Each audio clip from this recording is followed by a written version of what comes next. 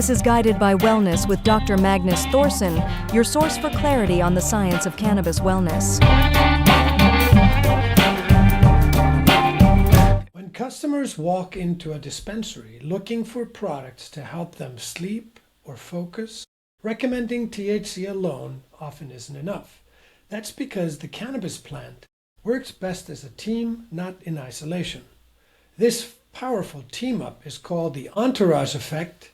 Cannabinoids, terpenes, and other plant compounds working together to create a more balanced, effective experience. When you understand how the Entourage Effect works, you can guide customers to products that feel better, last longer, and fit their goals more naturally. Joining us to explain the complex interplay between cannabinoids and terpenes is Dr. Jason Iannuccilli, founder of Pure Vita Labs and developer of PowerLeaf, a data-powered software platform helping consumers match cannabis products to their wellness goals.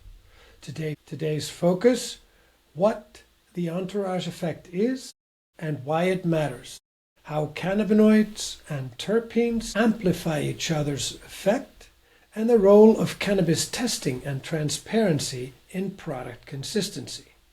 Finally, we'll talk about how PowerLeaf uses data to deliver better customer guidance.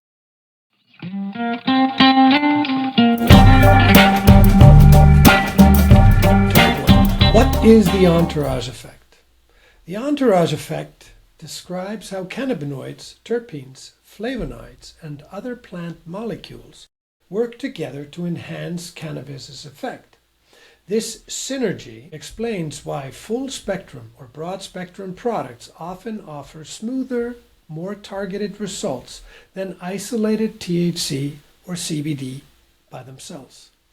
Think of it like a symphony. Each compound plays a role, and together they create a harmony.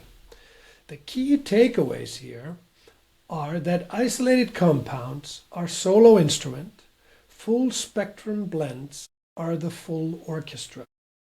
Joining me is a fellow cannabis entrepreneur, Dr. Jason Iannuccilli, who runs Pure Vita Labs and PowerLeaf Metrics Company. We had the pleasure of being on stage together presenting at the first Cultivators Classics put on by Mother Earth Wellness here in Rhode Island. And Jason and I had the pleasure of mostly talking to his parents and my students in a room empty of cannabis customers. It was mostly the two of us talking to those who really cared about us. And it was an interesting experience. But Jason, Dr. Iannuccilli, focuses on the Entourage Effect and the complex interplay between the multiple cannabinoids and how the synergy increases or elevates the effect that we receive from the cannabis plants. So I'd like to welcome Jason Iannuccilli. Dr. Iannuccilli, thank you very much for being on. The first question I want to ask is, what is your current position in the cannabis industry? So I'm a founder and owner of the largest analytical testing lab in Rhode Island right now, specialized in testing the adult use and medicinal use marijuana products that get sold on the legal market. I am also the CEO of a software company, a cannabis software company called PowerLeaf that deals with entourage effects, the science behind cannabis, and sort of translates product information on the label into understandable information that consumers can use to choose the right product for the intended experience that they are looking for. Thank you for that. Now, I want to ask, sort of, this is kind of more for fun, but how did you first get introduced to cannabis, and what has your path to today been in terms of cannabis? You know, it's interesting. So I'm a very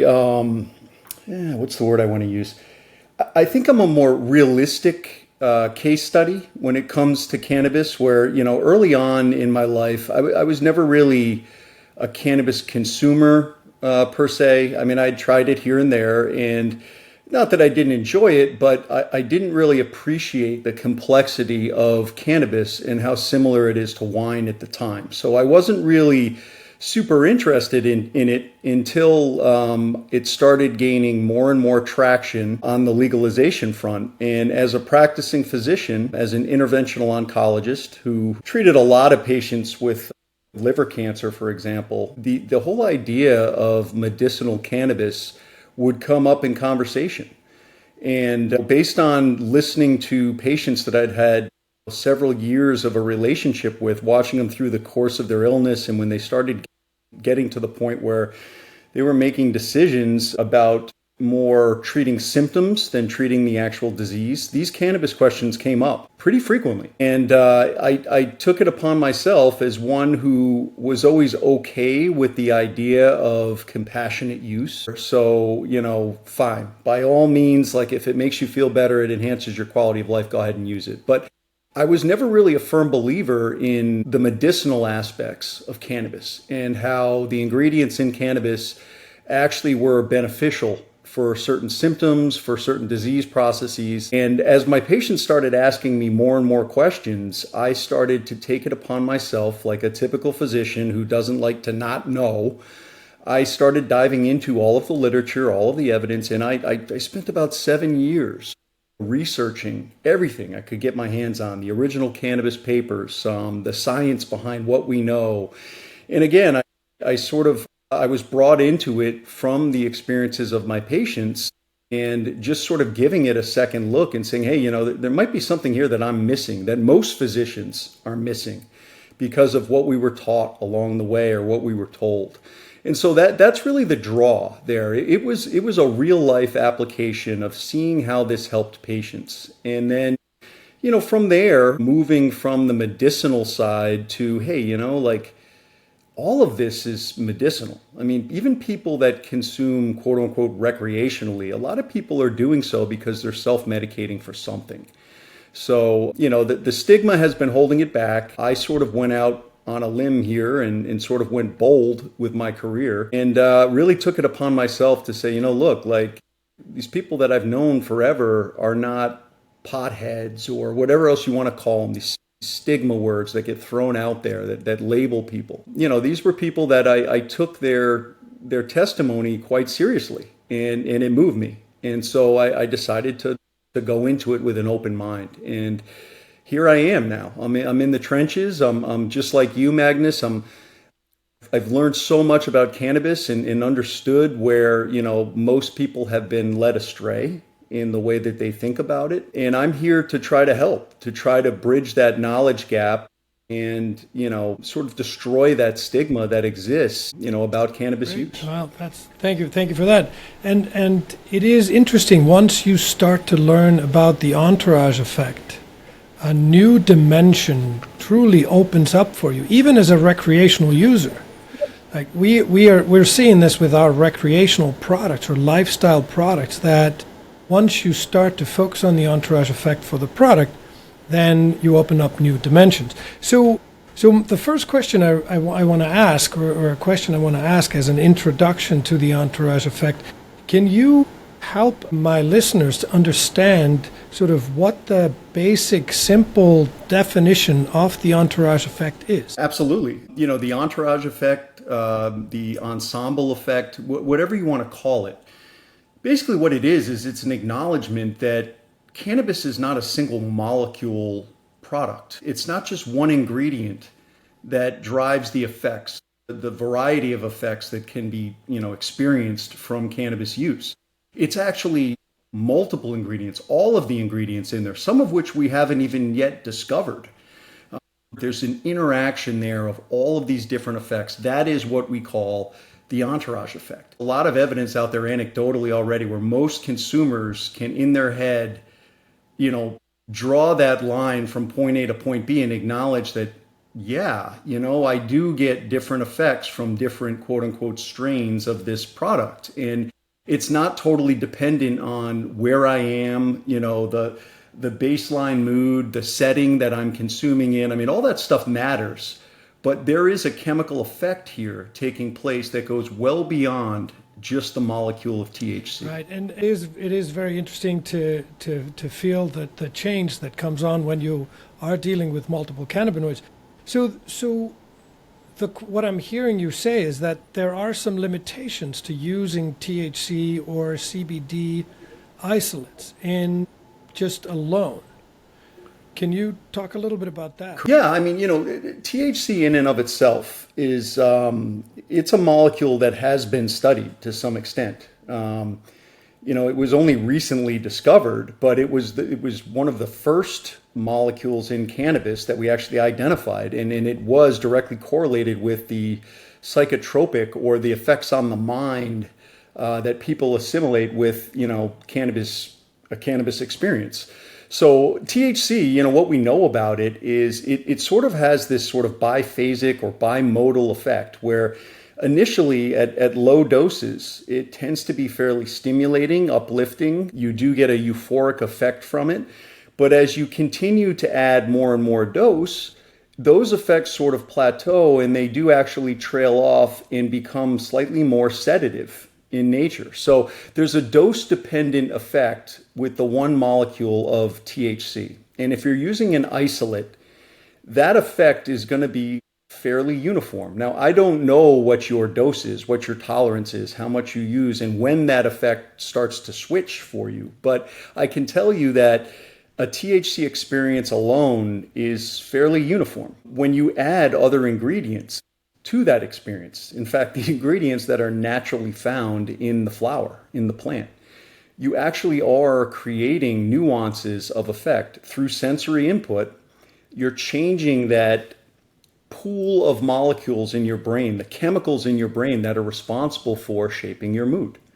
So, knowing that these other ingredients now exist through lab testing and knowing something about what they do, these are molecules that are present in almost every plant out there in the environment, and they have known effects that are being, for lack of a better word, exploited in certain industries, like the aromatherapy stuff that has been around for, I don't even know how long it's been around for. I mean, probably millennia. There's a scientific basis for that. And again, getting back to my whole background in medicine, when you're training in medicine, there's so much information to learn. You, as a doctor, are presented with a curriculum, and the emphasis is always on pharmacology. It's on, the drugs, these single molecule drugs that are being produced to target certain receptors in the body to cause a response. And a lot of the medications that we take as human beings act more or less as band-aids. They're not cures. They help with symptoms. They may help with the underlying disease process as well, and that's part of the design aspect of pharmaceutical medicine. But the idea of that we're all well aware of now, a diet that is rich in plants, less processed food ingredients, less things that are manufactured, you are getting more of these sort of, micronutrients that play a very important role in overall health.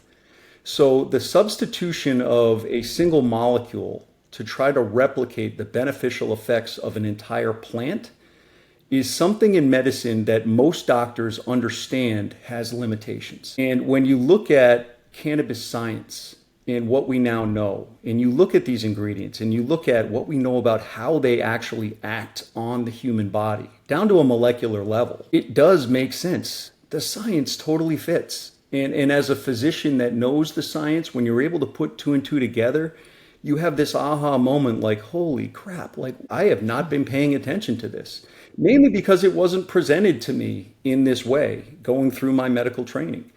You always sort of looked at it as alternative medicine. It's not as good as the pharmaceuticals. But, I would argue that in some cases, it's the whole plant experience and not just cannabis. We're talking about plants in general is much, much better than just supplying the body with one ingredient that may be found in that plant. That makes total sense. And we know the market is flooded with cheap gummies that are based on single isolates, THC alone, very cheap. Yeah. But they're going to be a cheap experience. They're not going to be the right thing. So yeah, there's also, and you're really hitting on a very important point here, and sorry to interject, but the effect that marketing has had on cannabis, it has almost been a little bit of a roadblock that has been thrown in the way of actual science and people actually acknowledging that there is science behind this stuff, because there is so much misinformation out there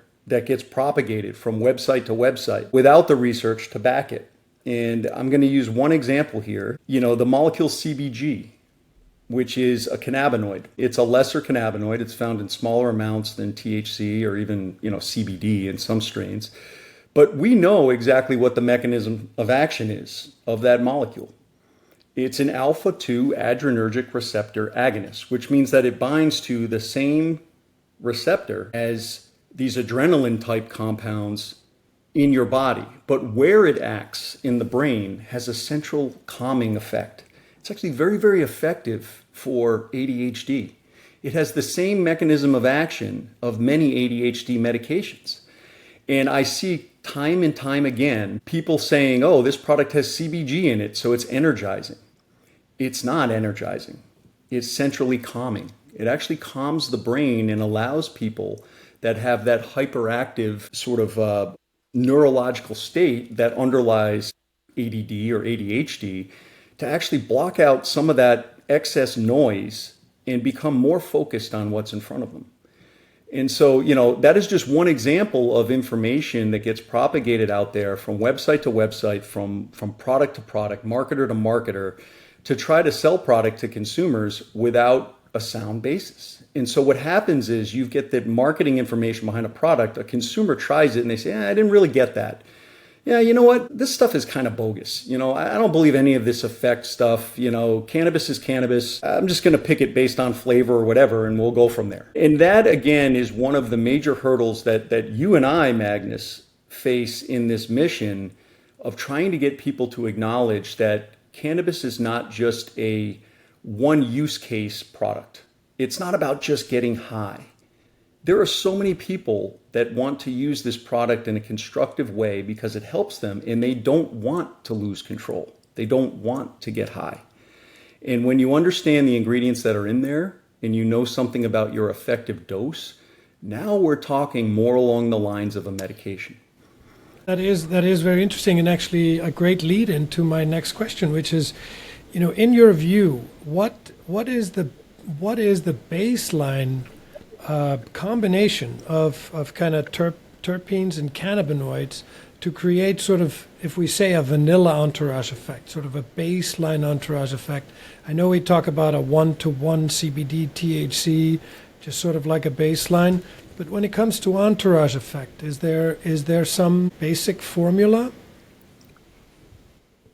Well, it's funny. There is no basic formula. And again, what it is, it's learning more and more about groupings of molecules that tend to be produced together and how those molecules work together to actually contribute to a particular effect. And, there are plenty of studies out there that may not be addressing the question of what molecules make me feel sedated, that are going to help me fall asleep.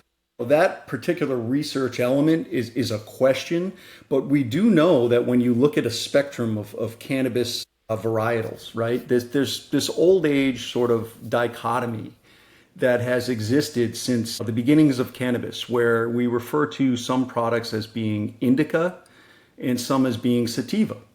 And that was entirely related to their genetic lineage and where these plants were native in their own environments, where they were actually found and grown in the world before they were transplanted and brought elsewhere. And then, ushered into this new age of cultivation where things are being mixed and crossbred and we're trying to create these new effects. There are products that have more of a sedative or indica type effect, which, for the consumer that's just learning, if you think of indica, you think of in the couch, this nice, relaxed, sort of feel it more in the body. Your muscle tone decreases. It's a very relaxing state, as opposed to the other side of the spectrum, what we would refer to as a sativa, that is very uplifting, energizing, almost, excitatory and euphoric. And it tends to be more effective for focus and creativity and productivity. And I mean, geez, I'll tell you, there are people that are even using cannabis as a training aid during endurance exercise. And it's because of the different ingredients that are in there and how they interact with the brain to release chemicals that are responsible for shaping our mood. Again, where am I going with this? There's variety out there, but things are changing rapidly. When I first started doing my research, everyone has probably heard of a company called Leafly that started off with, I would say they were a pioneer in this space, but the only way that they could really get information about effects behind certain strains was to say, okay, we have this strain name. Anyone who's ever tried this, give us some feedback. Let us know about your mood, your experience. It started off where it was this very sort of loosely grouped data set of people just describing their experience of a product that was called, for example, Blue Dream, a very popular sort of middle of the road, hybrid type product that gave you this balance of this sort of uplifting, energetic type high, but also get some of that body relaxation. So a very, very popular strain. And what we found was that because of the variability in testing, in genetics, in growing environments, that just because you've had a product called Blue Dream, if it was grown in Rhode Island, it probably was chemically somewhat different than a product that was grown in California. So the idea of being able to look at the name of a product and know exactly what it was going to do has become something that I think is scientifically extinct right now, just because of the amount of variety that's out there and what we know now about the variability in testing between labs and where that information comes from that ends up on that product label. So if you really want to get precise about this, you need to actually look at the ingredients that are in that particular product that you're looking to buy. You can't just go on the name, and this as well, that there is a lot of, we talked about it with the marketing. There's a lot of disingenuity, I would say, in the current industry. I mean, like any other consumer goods industry, they're trying to move product, and there are people that are not honest, and they may take something and say, look, we got to move this. Let's just call it Blue Dream. People aren't going to be able to tell the difference, and it's frustrating to the consumer. I mean, in fact, it makes me angry when I think about the medical patients that are looking for a particular product because they found that product actually works well for their symptoms, and they're trusting in a system. They go in and buy something and they end up with something that's totally different. But I do want people to understand that the idea of taking a product by name and just linking from a database effects to that product name is something that it's not scientifically valid anymore for a number of reasons. I wouldn't put my trust in that system anymore. We had Dr. Budd on, and he was talking about the plasticity of the cannabis plant. So, we discussed, just as you said with the Blue Dream, even if you buy Durban Poison from the same producer, and we both know that in the absence of other things, those strain names are what most marketers are going on. So you go to the same cultivator and you buy Durban Poison again, and you will get a different cultivar than the one that you had last time.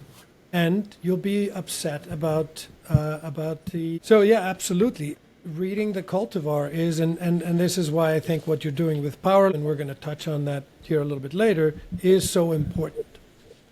So can you explain then for our listeners, what are terpenes? We talked a little bit about lesser cannabinoids.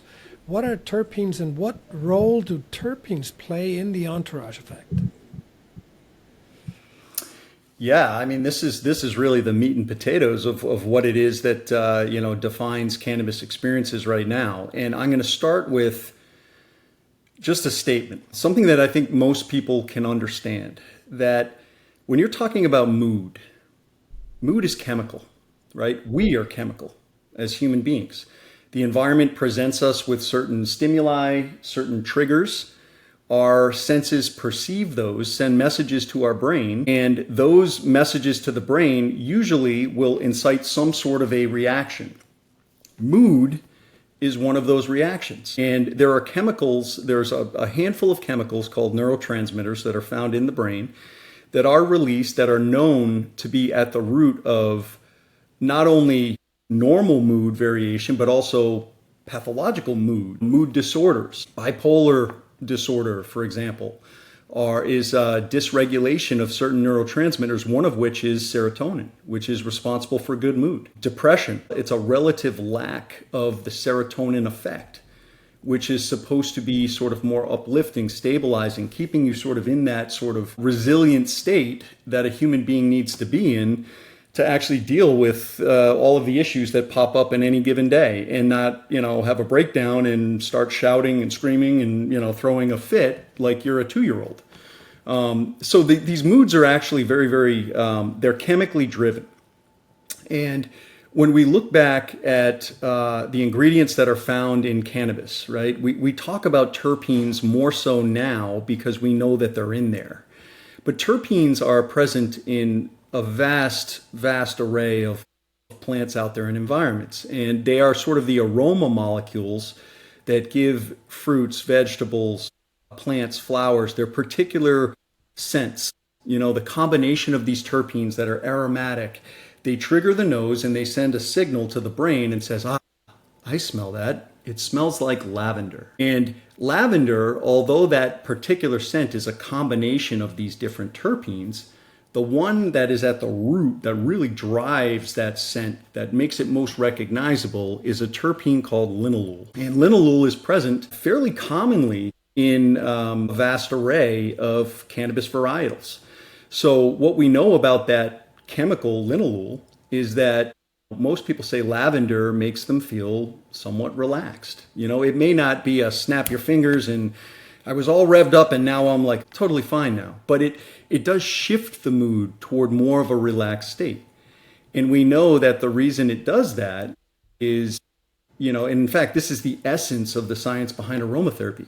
In order for that molecule to actually trigger that response in the brain, it doesn't actually have to get into the body. It just needs to trigger the nerve endings that are in your nasal cavity where you smell. And by triggering that nerve, it sends the signal to the brain that says, this is lavender. But what it's also doing is it's releasing a neurotransmitter, a mood chemical called GABA. GABA has a relaxing effect. It is actually the primary neurotransmitter in our systems that actually calms us down. So, aromatherapy, the essence of shifting mood based on aromas, like this is something that is, it's been known forever. I mean, in fact, you look at examples that you may be able to point to in your own life where maybe there's a certain holiday, let's pick, like, for example, I always, as a kid, I remembered Christmas, and the smell of a Christmas tree, that scent, it just does something to me. It brings me back. It conjures memories, which is part of this, but it also does trigger the release of certain mood chemicals that help you sort of get into a certain state of mind. Some of that is learned by association, but a lot of it is chemical. It's biochemistry. It's just how these molecules work. So getting back to my point, they don't actually have to get into the bloodstream to have that effect. Those sensory nerves that are responsible for taste and smell and eyesight and hearing are all direct extensions of your brain.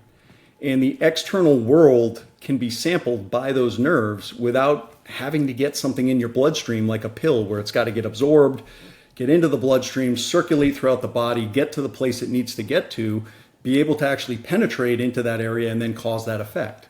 So aromatherapy is a very, very rapid way of sort of shifting that chemistry in your brain. And it's been utilized very effectively for, like I said, probably millennia.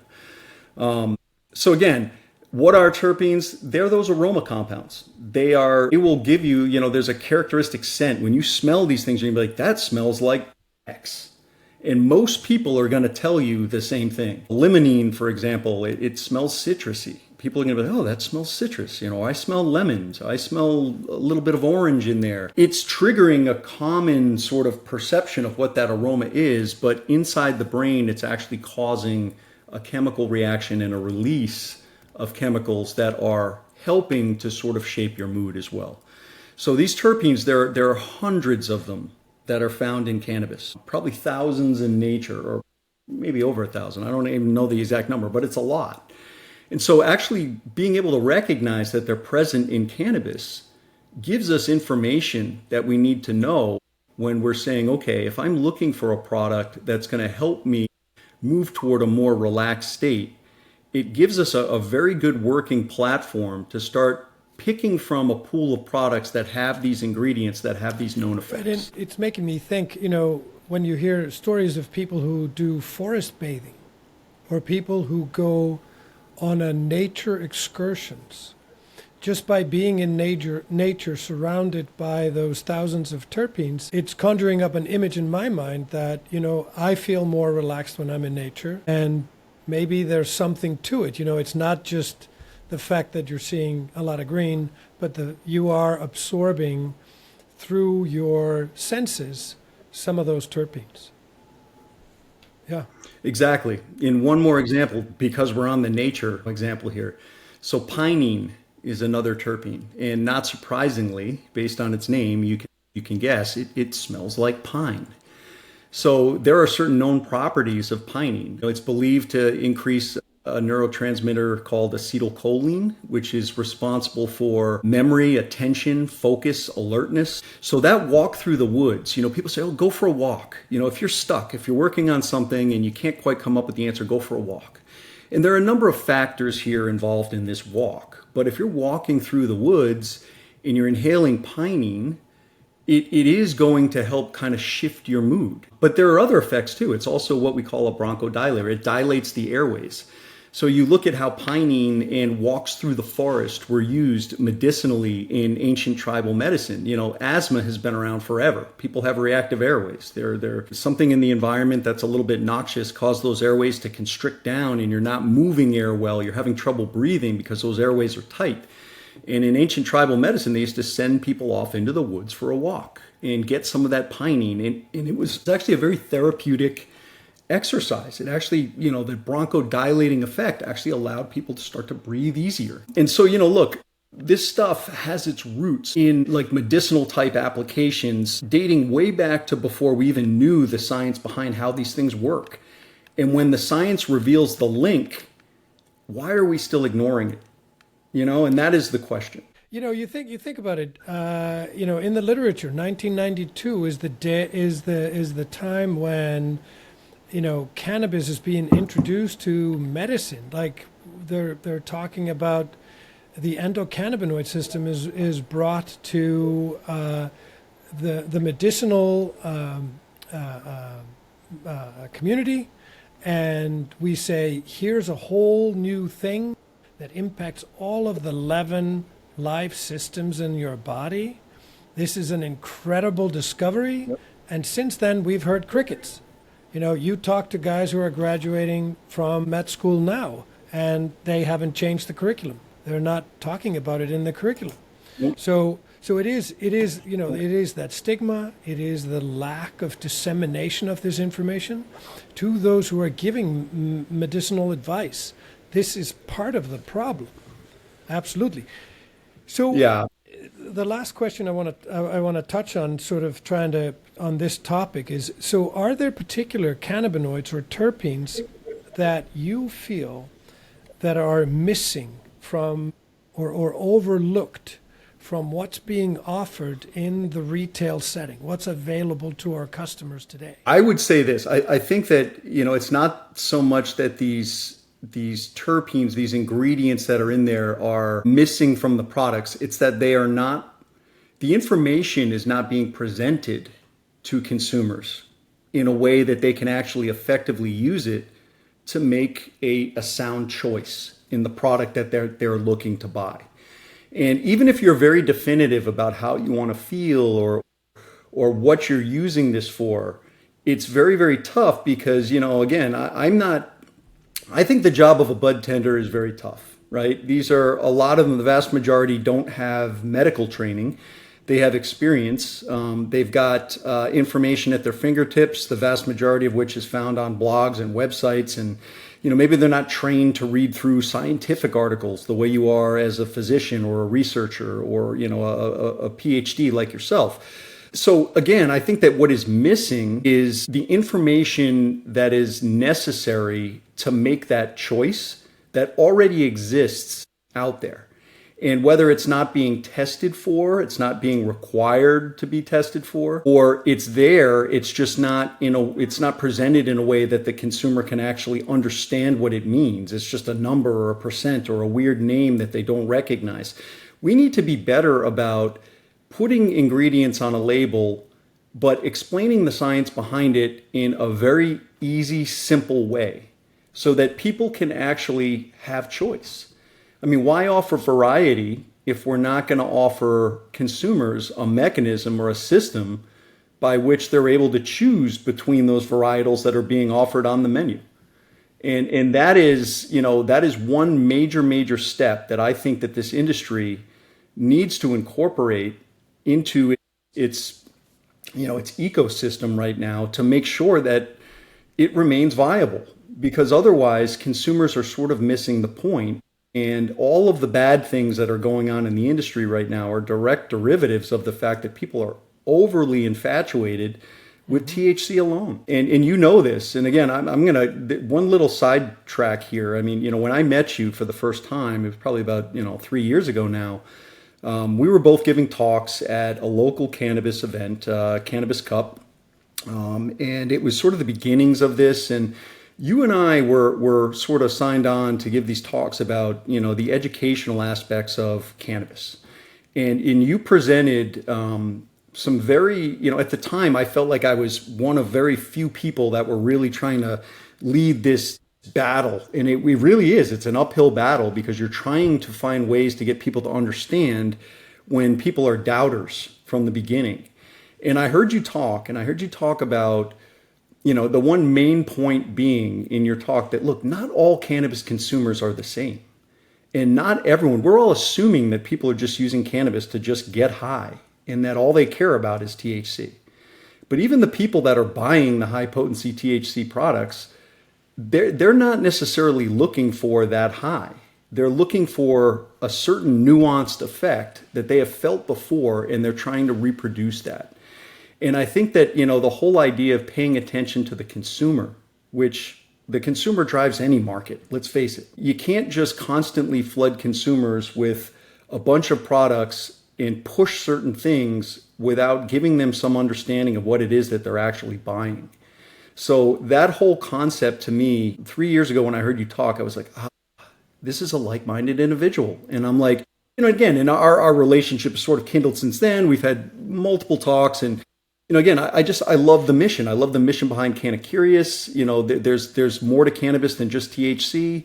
The high potency stuff could be the wrong fit for you. And by retail facilities just offering high potency stuff because that's what they perceive as being valuable and they can charge more for it, we're effectively steering an entire population of people toward one use case. And we're alienating a whole bunch of people that would otherwise find this to be a much healthier, and I say that with all conviction, a much healthier alternative to some other vice like alcohol or whatever. If you want to talk about the strictly, quote unquote, adult use or recreational purpose behind consumption. So again, I mean, what we aren't doing well right now is opening up the entire, the scientific realm of possibility of cannabis and the variety that's present in this plant for particular consumption purposes. We're not doing that. We're honed in on one use case, and it's detrimental to the entire industry. Absolutely. For a number of reasons. And it is detrimental to the consumer. The consumers are getting shied away. I mean,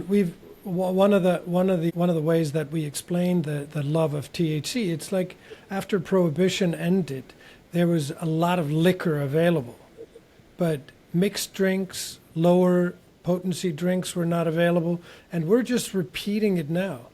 Right now, people think that you have to have this high potency THC or the products are not going to work. And one of the reasons why we're doing this podcast is so that we can talk about, the consumer choice infrastructure that needs to be in place so that people can pick what's going to fit for their ailment, and like, Canna Curious has products that are 2.5 milligrams THC in a gummy form. there are very few other gummies on the market. Still, the CDC and the NIH both recommend, as a minimum effective dose, 2.5 milligrams THC. And that's enough to start the entourage effect. That's enough. So THC is a necessary ingredient, as you and I both know. It doesn't have to be there in huge quantities, but it is like the conductor that keeps the orchestra going. It gets the party started, if you will, and then we call in CBD to slow it down and lower the music so we don't get the police in. But anyway, that's, So...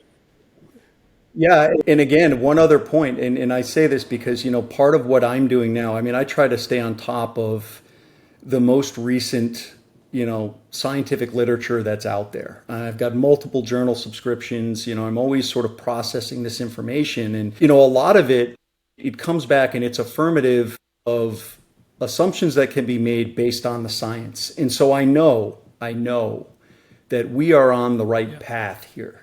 In that, although the science hasn't been completely defined for a lot of these molecules, there are enough of them that are known that everything sort of fits when we produce these papers. And the point that I'm trying to make is that one article that was just released, and again, I'm guilty of being that guy that's going to be like, oh, I just read this article, but I can't remember the name of it or where it was or whatever. But the point is that, even when you're looking at terpenes alone, the vaporized terpenes alone, without THC, we are seeing that people are actually experiencing shifts in the way that they feel, even without that THC on board. Now, I agree with you that the low dose of the THC, it does add to that effect. It gives somebody something a little bit more tangible. They're like, yes, I feel something.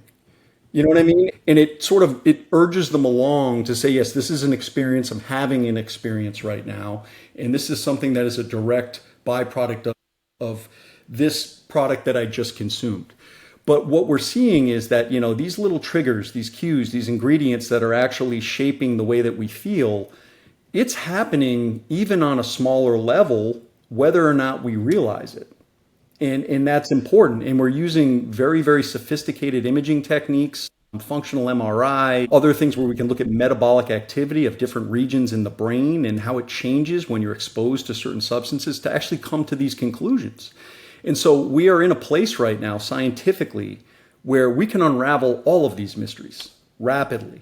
Look as a physician on how we have become very one track in the way that we think about illness.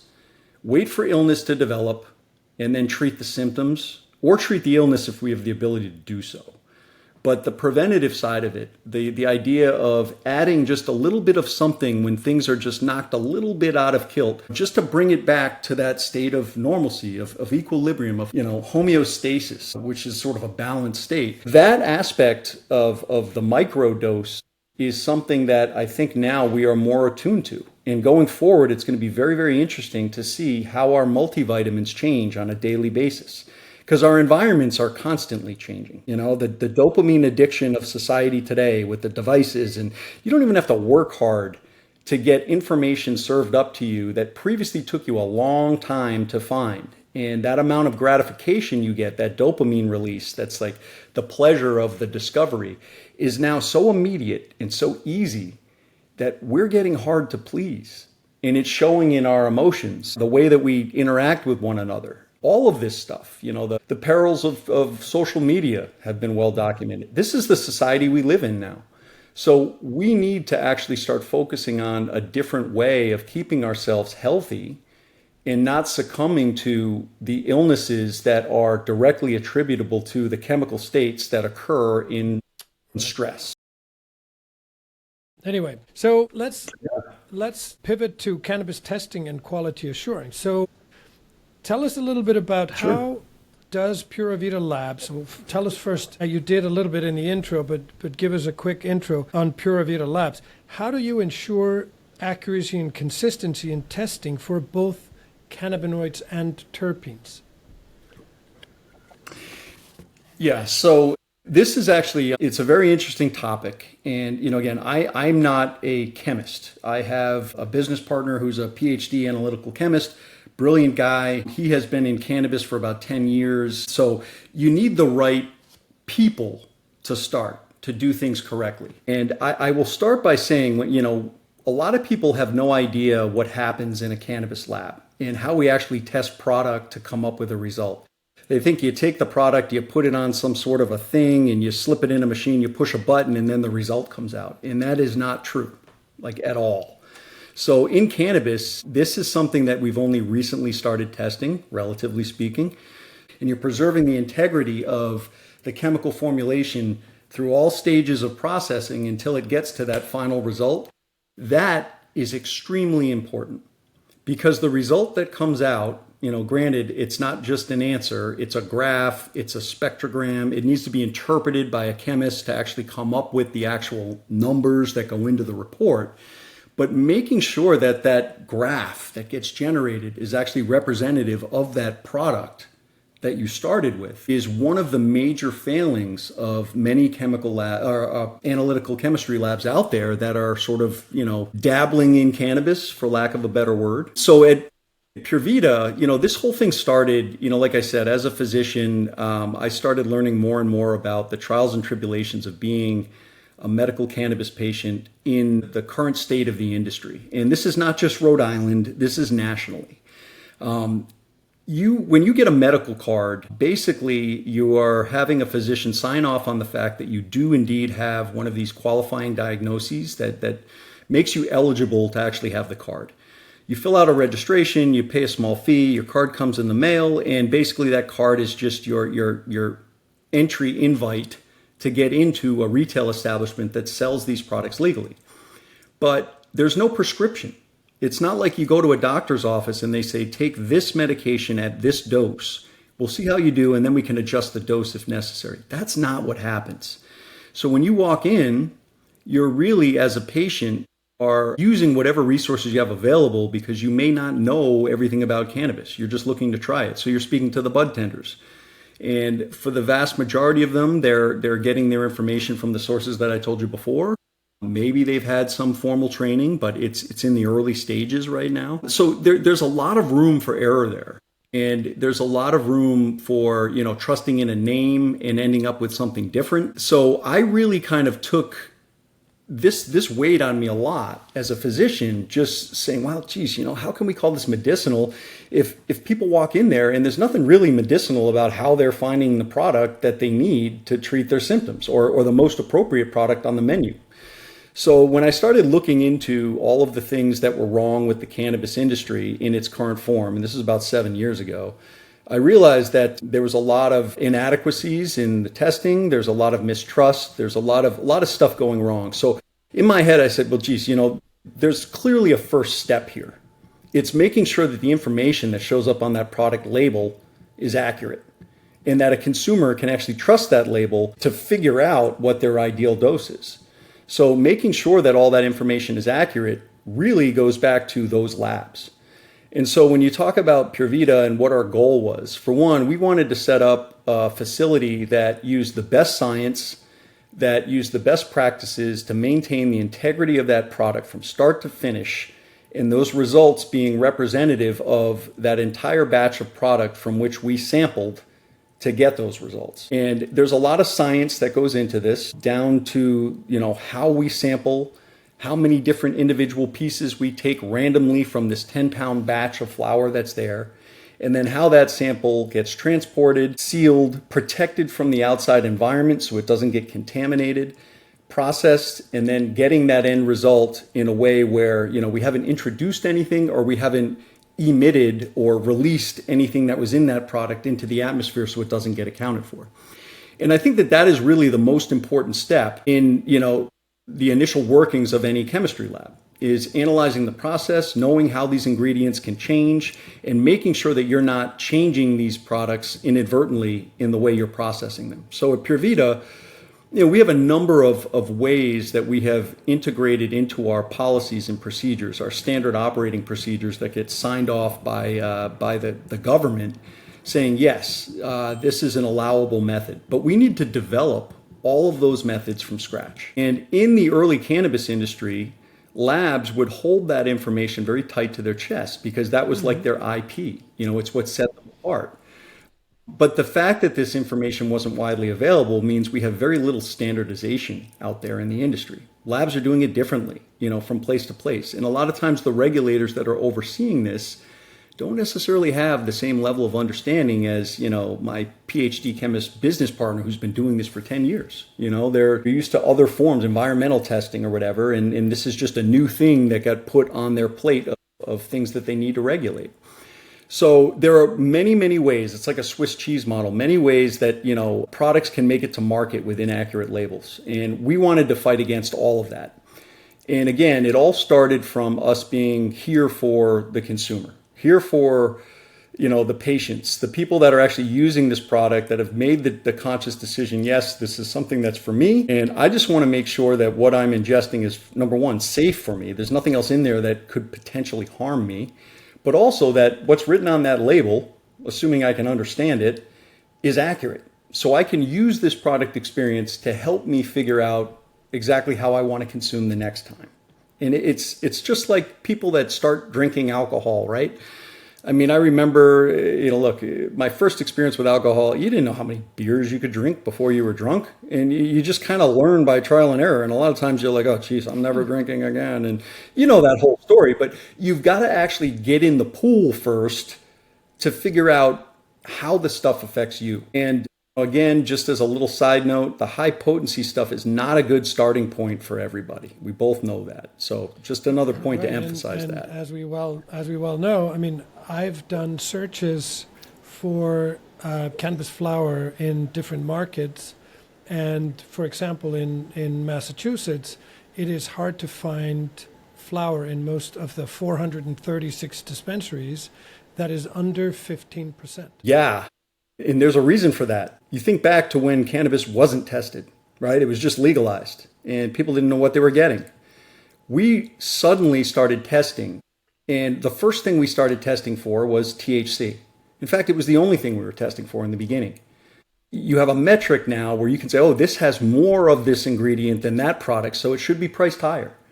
And the whole marketing campaign was, you want higher potency, more bang for your buck, and the higher potency stuff is the way to buy. And it sort of started this mass brainwashing, that sort of pervades the industry of like, I'm going in, give me the highest potency stuff you have. But you think about the example of alcohol, right? And again, I think cannabis is very much like wine because of the varietals and the pairings. We'll get into that. But look, you don't walk into a liquor store and say, where's the grain alcohol? Like, people have a beverage of choice. It's got an alcohol content, and they're trusting that product has the same amount of alcohol in each one of those cans, because otherwise it doesn't make any sense. The experiences they've had up to this point, how are they possibly going to keep themselves in a controlled state if they have no idea whether or not that alcohol concentration on that can is actually accurate? So these are just examples. They're sort of assimilation type conversation pieces to get people to realize the importance of accuracy of these lab results. And so getting back to finish off that question that you asked me, I'm not going to go through all of the things we do. There are many, going down to like the environmental controls, like every single different test that we run in that lab for, say, metals contaminants. We're detecting these heavy metals that could be dangerous in high concentrations when they accumulate in your body. They're very, very sensitive tests. So anything that's in that room isn't going to potentially interfere with the analysis that's going on in that device itself. And that's one example of environmental control. The one big example that I did want to bring up, and I promise this will be the last one, when you take flower, you can't just test it in its flower form. It's not like you throw a bud in a machine and it gives you a result. You have to actually grind it down, get it into a powdered form, and then use some form of a solvent to pull the active ingredients out of the plant matter, so that you're only analyzing the stuff in there that counts. So you're changing the matrix. But anytime you do stuff that introduces heat, a lot of these molecules will actually change form, or they will vaporize. They'll go from oil form to gas form. And that changes how you have to test to detect the exact amount of that ingredient that was present in that plant. So instead of like, throwing stuff into a big bowl with a mortar and pestle and using friction and generating heat and just mixing this stuff up, what we do to preserve the integrity is when we sample, we use these little small sample containers and we put sterile metal ball bearings inside of the sample cup with the bud. That gets sealed on site, while we're in sterile gown, gloves, full like operating suite sterility style sampling. That receptacle gets sealed and it doesn't get opened again until after it's been initially transformed into powder. And the way we do that is we take the sample with the flower buds and the ball bearings and we immediately flash freeze it in a minus 80 degrees Celsius freezer. It turns it into basically a frozen bud that is very, very brittle. And when you take that container and you then put it into one of these machines called the Geno grinder, it's like a paint shaker that you see at like Home Depot.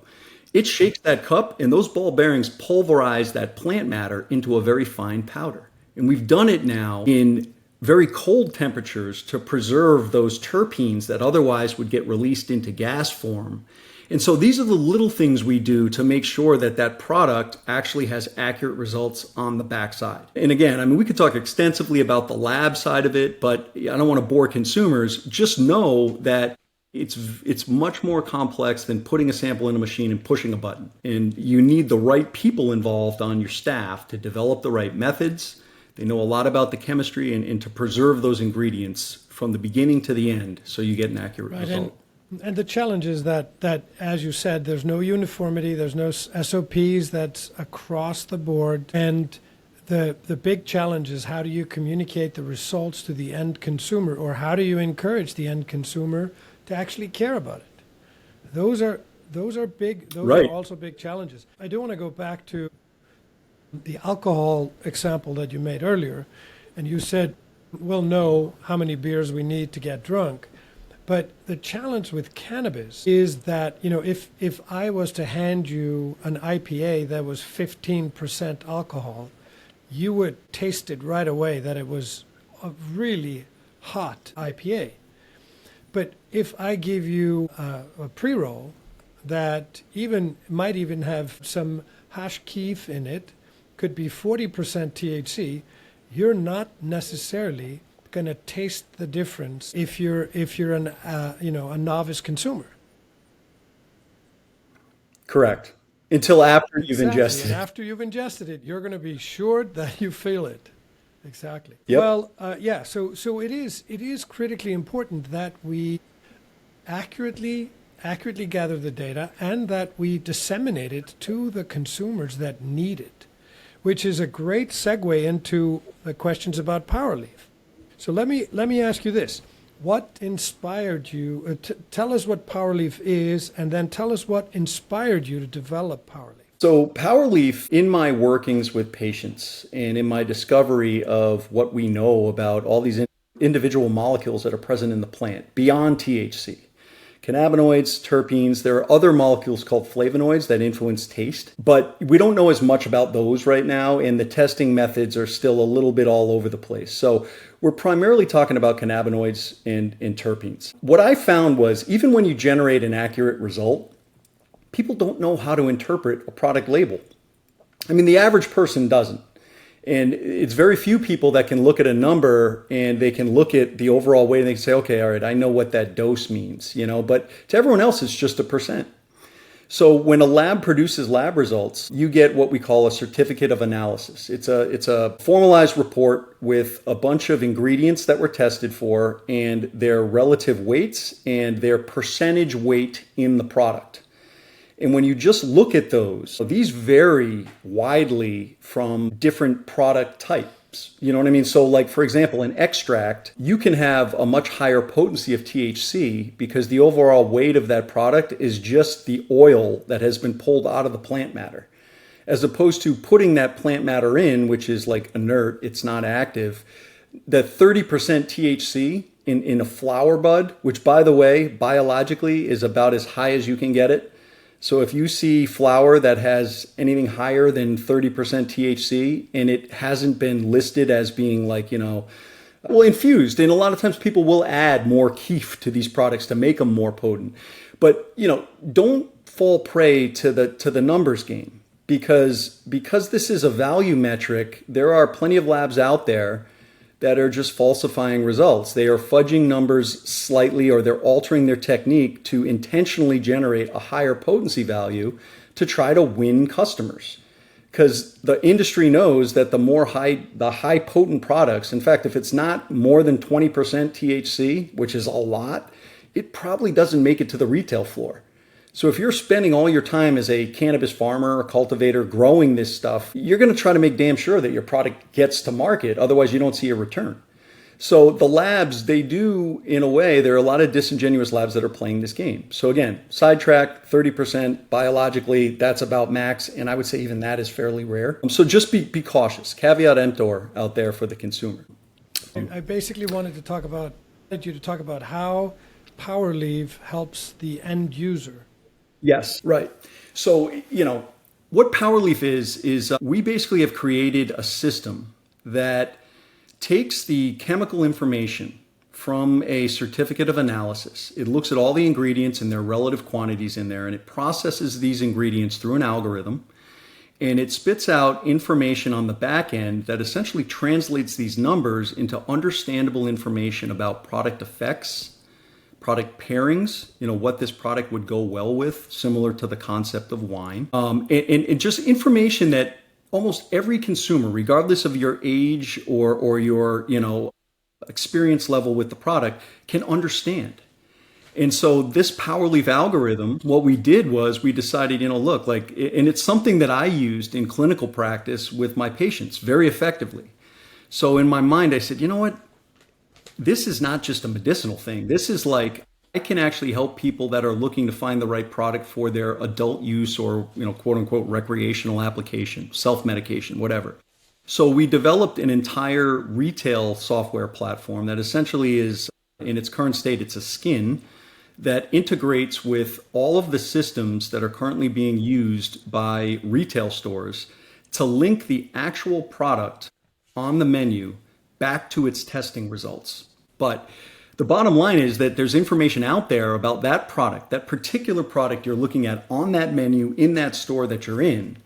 And by taking that chemical information behind that product, the actual testing results, and using those instead of the product name or the THC value alone, and bringing all of the ingredients into the mix, we are giving consumers the best look at that actual product that they're looking to buy and what it is likely to do in your body after you consume it. And that's the general sense of what PowerLeaf is. It's translating the complex into the understandable. But the other unique thing about the system is that all products are analyzed the same way. So we have certain scales where we will tell you this product has, and there's a lot of science that went into this. But relatively speaking, if you're looking at a cannabis experience, there are 4 main factors in terms of what we call psychometrics, that any adjective that people use to describe their cannabis experience falls under one of these 4 categories. One is a bliss scale, where it's, you're uplifted to outright euphoric. One is a relaxation scale that refers to your muscle tone, or the amount of muscle tension you have in your body. And that's, you're from slightly relaxed to fully couch locked. There's an energy scale, which is self-explanatory. And there's also a focus scale. And those are the main dominant effects of cannabis. So when you look at these scales and you're comparing one product to another, you can actually see on that scale, if one product is further along on that spectrum, that there are more ingredients in that product, or the relative quantity of the ingredients in that product is higher, and it's more likely to push you further along that spectrum as a consumer. So what it's done is, by sort of standardizing the way the information is presented, we've given consumers the ability to actually compare products to each other, which is extremely unique. And, again, it is a system. There are plenty of systems that will be developed out there, but it's based on science. And so PowerLeaf now has been brought to the retail realm through this software package that is, it integrates with all of the information systems, which was an enormous feat. But it actually does give the consumer all of that information that they're looking for that's linked to that product in an understandable form. That is PowerLeaf. Now, why did I do it? I already mentioned that. Like, getting accurate results is one thing, but getting people to understand what those results mean is another. And you don't have the ability to hold classes and get everybody in a classroom and educate them. People don't have time for that. So you've got to be able to present the information at point of sale in a way that they can use it, digest it quickly, and make a decision when they want to make that decision. And that's the essence of PowerLeaf right there. So that's brilliant. It's a great way so that people can start to compare, because essentially when you look at cannabis, you have the strain names. They have a lot of the characteristics of commodities. They look the same. They weight is the same. So there's not a lot of things you can do to discern the difference. But with PowerLeaf, you can look at those 4 different factors and you can say, this is higher on the energy scale. I should probably consume that while I'm paddling the canoe. And then this one who's higher on relaxation, we'll try that by the fire when we've landed the canoe later. Right. And so I bring it back to that alcohol analogy, right? You know, that trial and error when you're first getting started. This is a more definitive way to figure out where on that spectrum you like to live, depending on what you're using that product for. And that's the important part of this, right? I'm not telling you if you consume this product, it's going to make you, Magnus in particular, it's going to make you outright euphoric. But what I can tell you is that this product is going to make you more euphoric than this product that's further toward the other end of the spectrum. And so that way of sort of self-exploration and giving people the tools that they need to really find their sweet spot, I'm going to use this as a segue to talk about PowerLeaf a little bit more, Absolutely. If it's okay with you. I'm sure that, you know, it leads into one of your next questions, but I've mentioned this before. Some of the inspiration behind PowerLeaf was my own exploration of wines. And I will not say that I am a sommelier or I am a connoisseur. I've started exploring different varietals. And, you know, again, when you look at wine, it's not just red versus white, right? If you like red wine over white wine, there's a number of reasons why you like that red wine, but there are different varietals in that red category. And we saw this for forever. So many people that didn't really know much about wines, they'd walk into a wine store and they were a little bit confused. So, you know, I credit Vivino, that app, as being sort of a pioneer in this space, where they were one of the first to really break down the wine industry and start making these recommendations to consumers. Well, like, if you like this type of wine, then you will probably like that. It was just a huge stepping stone to allow consumers a little bit more power, a little bit more of an element of choice, and a little bit more control over that buying experience. And it started working phenomenally well. But, you know, that was sort of an inspiration behind how we do a similar thing in cannabis. And we allow people to have the tools to actually start figuring it out for themselves.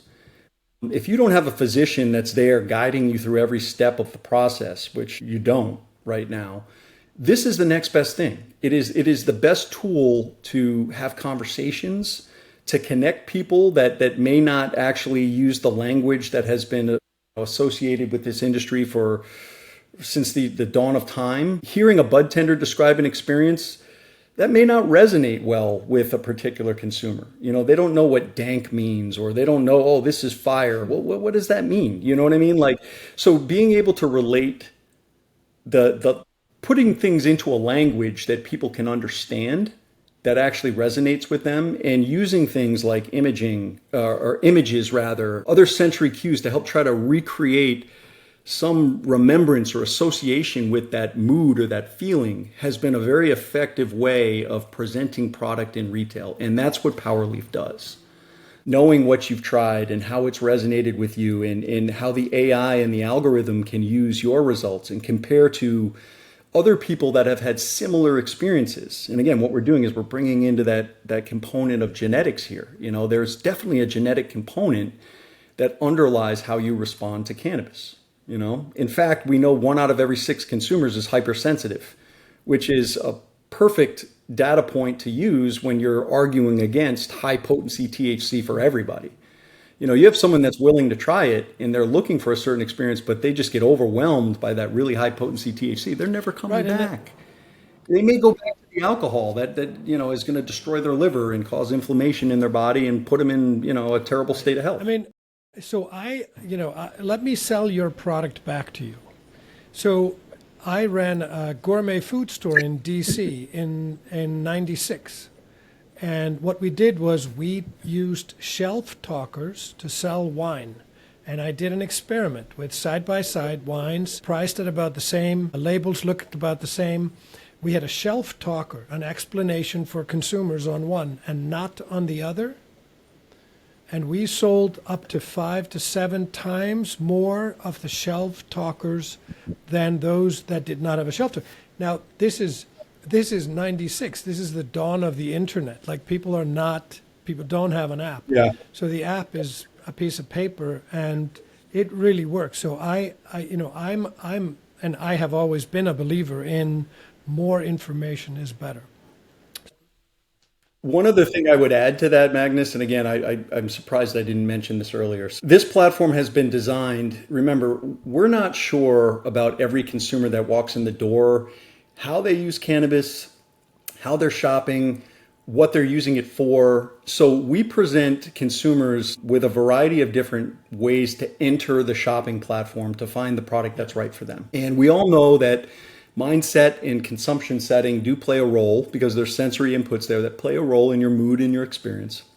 So part of this platform, I mentioned earlier, people are using this product or certain varietals of it to help them train with endurance exercise.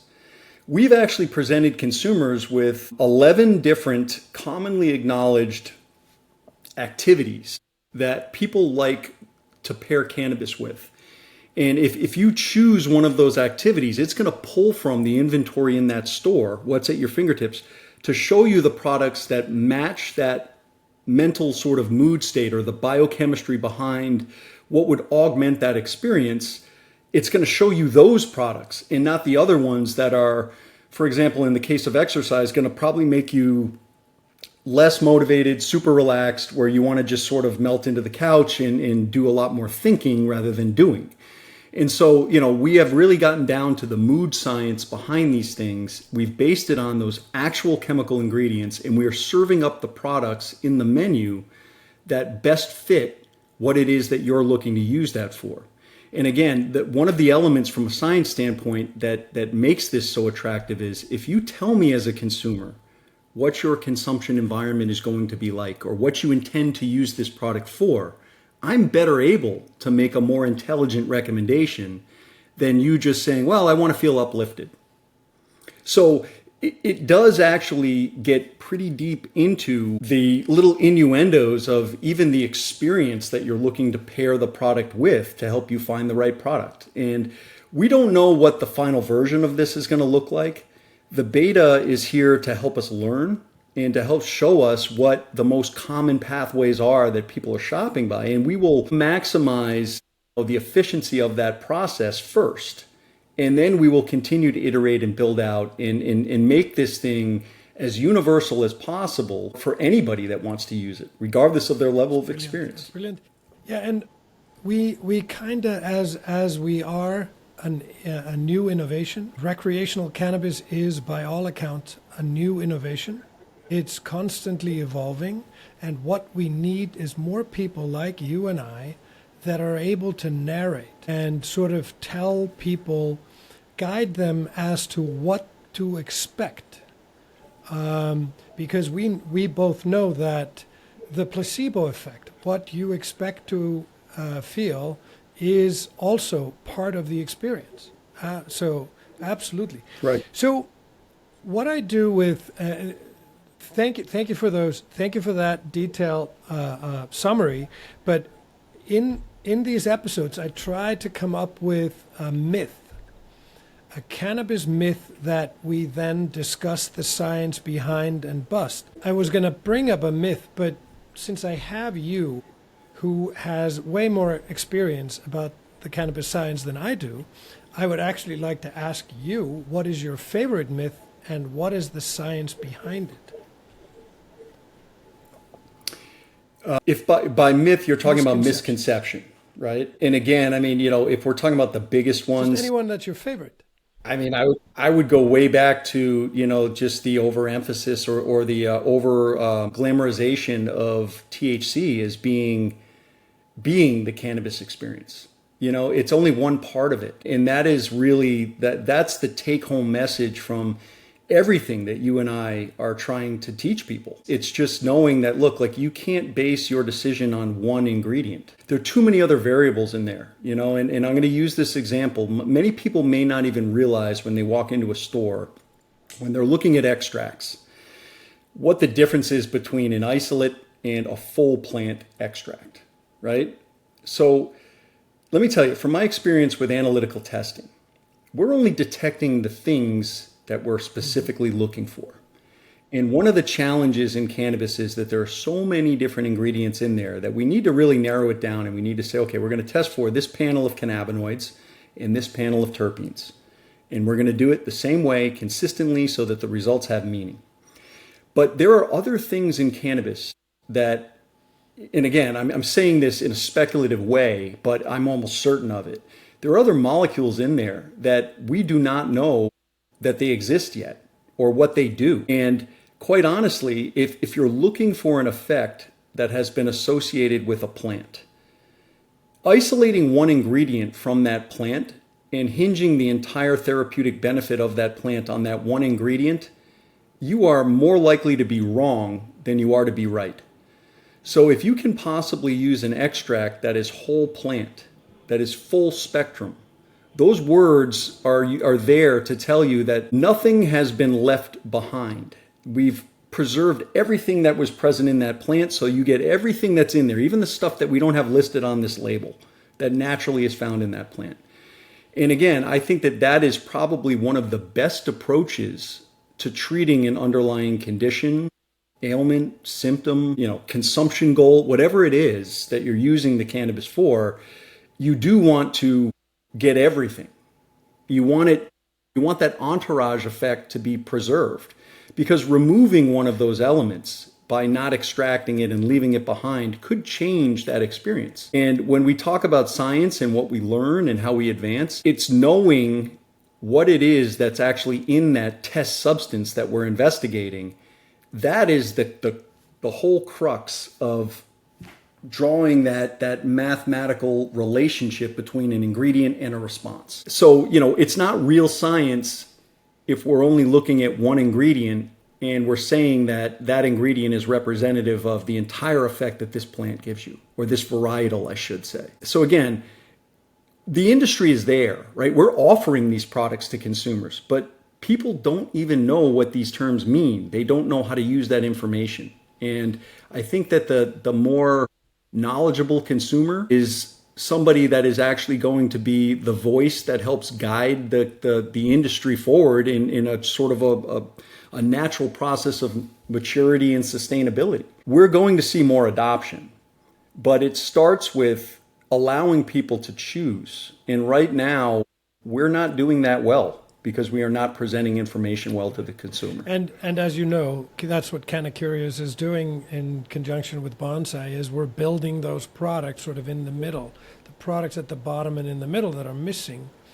And hopefully we're going to get consumers reporting back that is essential. And actually I can tell you sort of that when we were doing the beta testing for the Harvest blend, that people that usually used higher THC product were trying out product with 10% THC, and they were coming back saying it was a far better experience at 10% THC than what they were accustomed to use or to smoke. Absolutely. So that is another proof point, but as an example, that really it's something that, again, it lends credit to the entire concept here. In the uphill battle that you're fighting and I'm fighting, you look at cannabis cup results across the country, right? Now, these are products that are consumed in a blinded fashion by judges.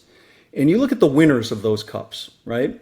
The industry right now is pretty much putting up this little artificial barrier saying, if your product isn't at least 20% THC, I'm not going to buy it at wholesale because consumers aren't going to buy it. They don't want it.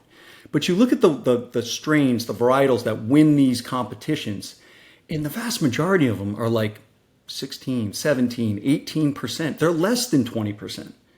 So we're already seeing that when you blind the consumer to the fact you hide that number of what the THC potency is, that people find the more enjoyable experience to be the lesser potency THC. But you want to choose, when it comes to products that you're going to inhale, you want to choose the products that are high in terpene potency and lower in THC potency. And if you want to get more high, just consume a little bit more. You know, like, it's all about dose. You don't need to get it all in one drag, one gummy, one whatever. You know what I'm saying? Like, just you do it in small increments, and that's the way you actually learn where your sweet spot is. Just like with drinking, actually. Take it easy. Absolutely. Take it easy, young man. Right? Exactly. Yeah. Well, thank you very, very much for all your answers and input. This is great. I would love to have you on for more conversations. I never tire of talking to you. Hey, I could go for hours, you know that. But I really appreciate you having me on.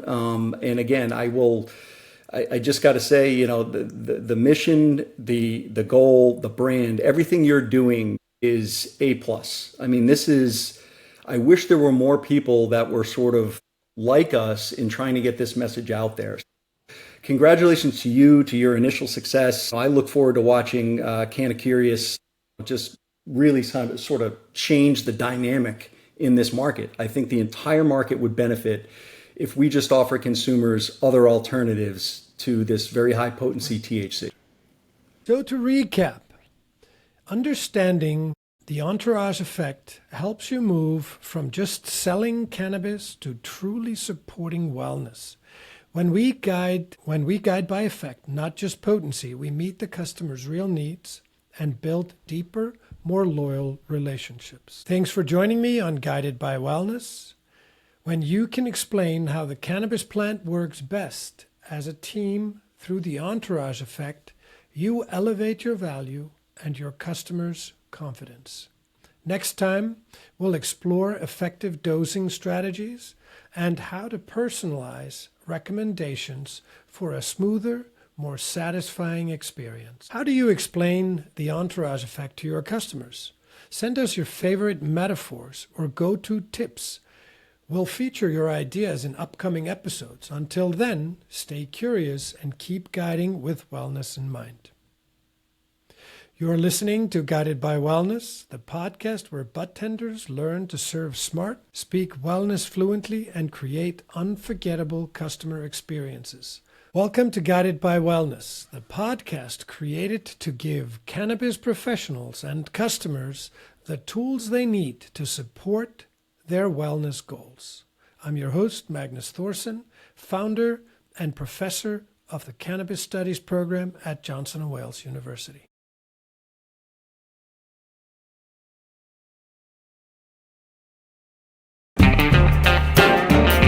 Thanks for watching Guided by Wellness. Don't forget to like, comment, and subscribe, and we'll see you next time.